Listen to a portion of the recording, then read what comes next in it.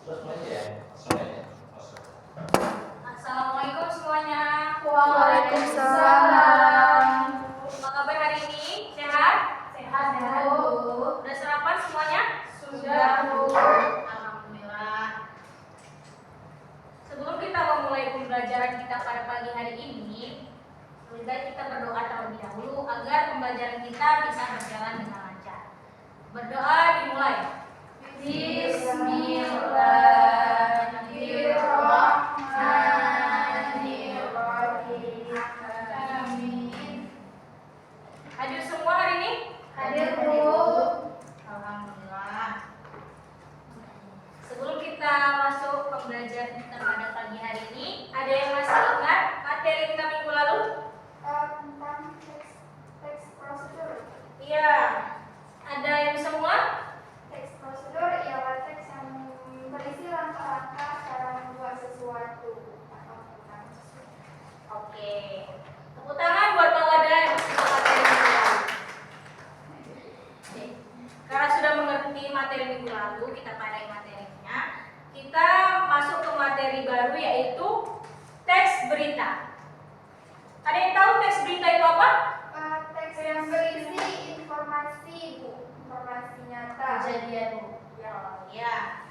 Jadi teks berita itu adalah suatu teks yang digunakan untuk menyampaikan kabar atau informasi kepada masyarakat mengenai suatu peristiwa atau kejadian. Di dalam teks berita memiliki ciri-ciri. Ada 3 ciri-ciri dalam teks berita. Yang pertama itu teks berita harus faktual atau fakta, tidak gosip atau isu-isu. Yang kedua itu harus aktual atau informasi yang baru atau hangat diperbincangkan oleh masyarakat. Yang ketiga itu adalah fungsional atau bermanfaat bagi masyarakat untuk memotivasi atau memberikan pengetahuan tentang apa yang terjadi di sekitarnya. Selanjutnya kita masuk ke struktur teks berita. Unsur-unsur teks berita. Unsur-unsur teks berita itu menggunakan 5W tambah 1H atau sering disebut dengan adik simba. Ada yang tahu apa aja 5W tambah 1H? Apa, di mana, siapa, kapan, bagaimana, mengapa. Iya, betul sekali. Jadi yang pertama itu what, apa. Apa itu menjelaskan hal peristiwa apa yang diberitahukan dalam teks berita tersebut. Sedangkan siapa menjelaskan pelaku atau tokoh yang berada dalam teks berita tersebut. Sedangkan di mana itu menjelaskan tentang tempat di mana terjadinya peristiwa. Dan selanjutnya itu adalah kapan. Kapan peristiwa itu bisa terjadi. Selanjutnya mengapa. Mengapa peristiwa itu bisa terjadi dan apa sebabnya. Selanjutnya yang terakhir itu bagaimana. Menjelaskan proses atau cara, tanggapan atau penilaian terkait dengan terjadinya peristiwa tersebut. Jadi, Ibu ada memberikan tugas teks berita. Kita menentukan struktur teks berita. Struktur teks berita itu ada 3. Yang pertama, orientasi berita, peristiwa berita, dan sumber berita. Kalau orientasi berita itu adalah awalan atau isi ringkasan dari teks berita tersebut.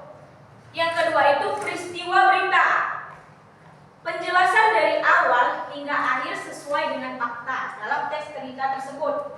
Yang ketiga itu sumber berita. Sumber itu dari mana? Ibu akan bagikan dalam bentuk kelompok ya. Terdiri dari 2 orang 1 kelompok.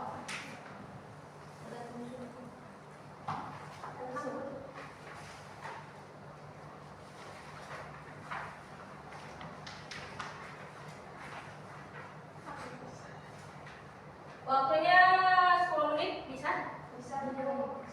Ditentukan struktur teks beritanya, yang mana orientasi, yang mana peristiwa berita dan sumber berita.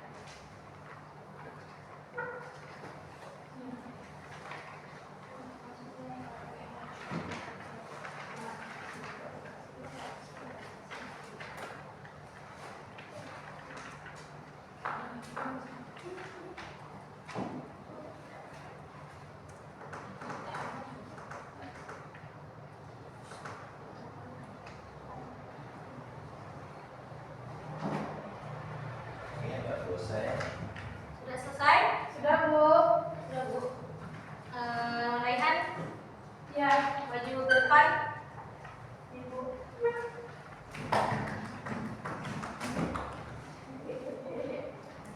Dalam teks berita ini tentuin yang mana orientasi berita. Nah, di sini orientasi beritanya itu pada paragraf pertama, di mana 2 rumah di Cimpate Utara, Jakarta Selatan dibakar katanya. Kebakaran itu juga mengganggu lalu lintas di sekitarnya. Itu Bu. Oke, terima kasih Raihan. Tepuk tangan buat Raihan. Selanjutnya, Putri.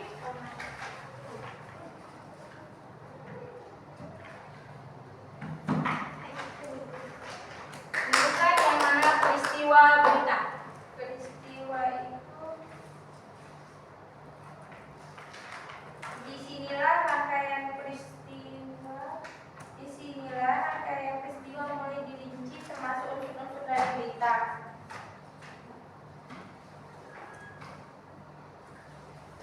Dari paragraf kedua dan 3. Kebakaran disebutkan terjadi pada Sabtu 15 Maret 2014 di sekitar pukul 17.35 WIB. Kebakaran terjadi di Jalan Haji Dian dan langsung dipadamkan oleh 16 mobil pemadam kebakaran. Namun penyebab kebakaran masih belum diketahui. Baik, terima kasih Putri. Tepuk tangan buat Putri. Selanjutnya, Mawada.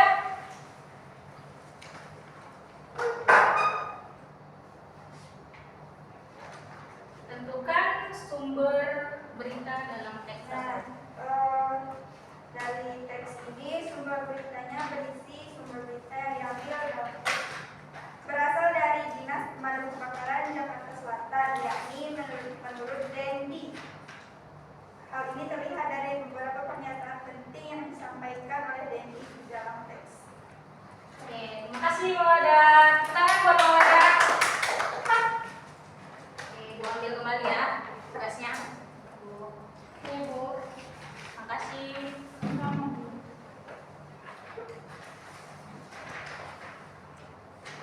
Jadi materi yang Ibu sampaikan tadi ada yang bisa menyimpulkan kembali materi yang Ibu terangkan tadi? Bahwa membuat berita itu tidak boleh asal-asal, Bu, harus didasari oleh strukturnya, unsurnya, Sesuai dengan dengan fakta. pembahasannya dan fakta kejadian itu. Oke, betul sekali Putri ya. Bu, tepuk tangan buat Putri. Oke, cukup sekian ya materi kita hari ini. Minggu depan kita masuk menyusun kerangka teks berita. Sebelum kita mengakhiri pembelajaran kita hari ini, kita mengucapkan hamdalah. Alhamdulillahirabbil alamin. Ibu